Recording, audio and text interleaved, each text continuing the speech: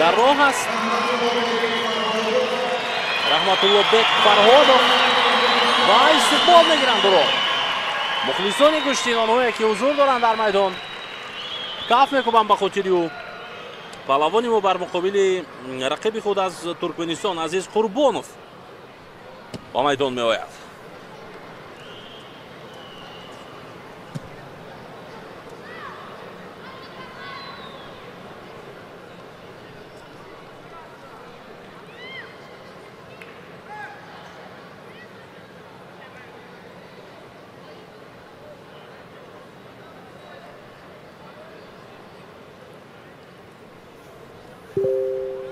албатта мо дар рафти ин рақобат ба Раҳматуллобек Фарҳодов пирӯзӣ хоҳонем.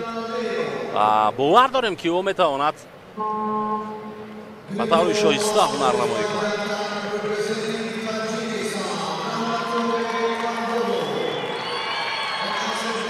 намояндаи ҷумҳурии Туркменистон Раҳматуллобек Фарҳодов ва намояндаи ҷумҳурии Туркменистон Азиз Қурбонов.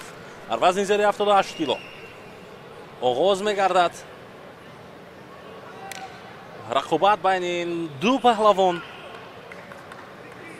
дарҳол паҳлавони мо чанголҳои худро ба гиребони рақиб равон мекунад ва Азиз Қурбонов низ ҷаҳд карда истодааст дар ин вазъият.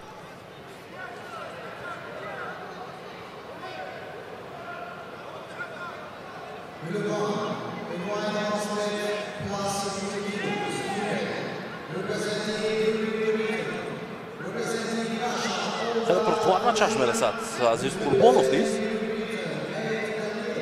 ҳоло бидуни огоҳӣ боз ҳам идома меёбад рақобат. ҳарчанд Раҳматуллобек ишораи сариофсини худро ҷониби довар дошт ки гӯё Азиз Қурбонов нодуруст ӯро доштааст. аз пушти сари рақиб мегирад ин дафъа Раҳматуллобек.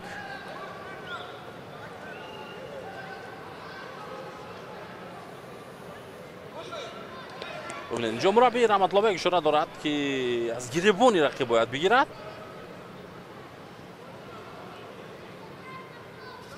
ва Раҳматуллобек ҳамин корро ҳам мекунад акнун. аммо ҳоло Азиз Қурбонов барои ӯ имкон намедиҳад дар чунин вазъиятҳо. аллакай як огоҳӣ дорад Азиз Қурбонов. ҳаракати Раҳматуллобек аммо нашуд. сари зону нишасту, вале рақиб худро раҳо карда тавонист дар ин вазъият.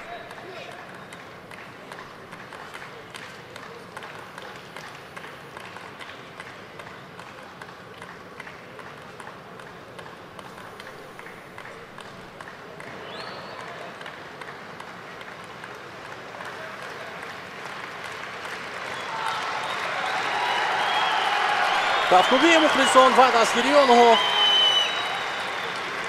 инҷо хуб эҳсос мешавад ва ҳама каф мекӯбанд, интизоранд ки Раҳматуллобек кай рақибро ба тахтапӯш мезанад. ҳоло вақт зиёд дорад ӯ, бештар аз 3 дақиқа бо усули камариро иҷро кардани аст Азиз Қурбонов. Раҳматуллобек бояд дар ин вазъият хуб мутаваҷҷеҳ бошад. муваффақ шуд ки зидди усул ӯ ҳам амал кунад ва биистад. ҳоло ба касе имтиёзе дода намешавад. боз як ҳаракати дигар дасти худро меканад аз чанги рақиб. дубора бо ишораи истед варзишгаронро, паҳлавононро боз медорад ва идома меёбад рақобат.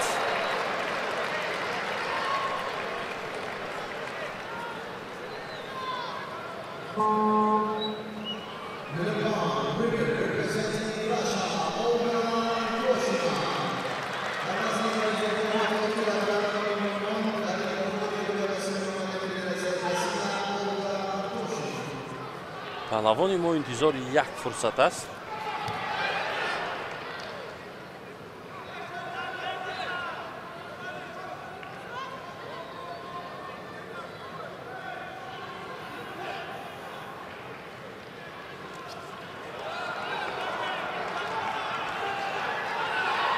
خیلی زیبا کشتی گرفتن این دو پهلوان و حرکتی عالی‌ترین در اجرای رحمت‌الله بک фарҳодов бо як ҳаракати зидди усул Азиз Қурбоновро ба тахтапушт зад ва ин ҳалол аст. на танҳо паҳлӯ ба ҳо дода мешавад. шояд довар ҳоло ба видеодовар таваҷҷӯҳ кунад. ва албатта наворҳои такрориро ҳам интизор мешавем.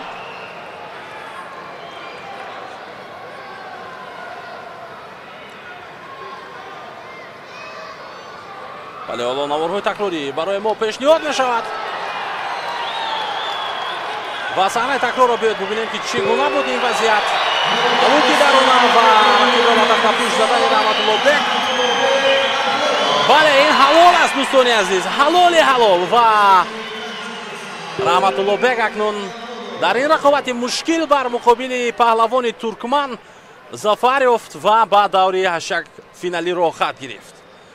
табрик мегӯем ин пирӯзии зеборо. хеле зебо кушта гирифтанд ин ду паҳлавон ва офарин, ҳазорон офарин ба Раҳматуллобек ки дар ин рақобати сангин, дар ин рақобати хеле мушкил, дар ин рақобати хеле сахт бо чунин як амали зебо, бо чунин як ҳунарнамоӣ хуб диданӣ рақибро ноком кард ва зебогиву ҷалолу ҳашамати куштии тоҷикиро бори дигар нишон дод.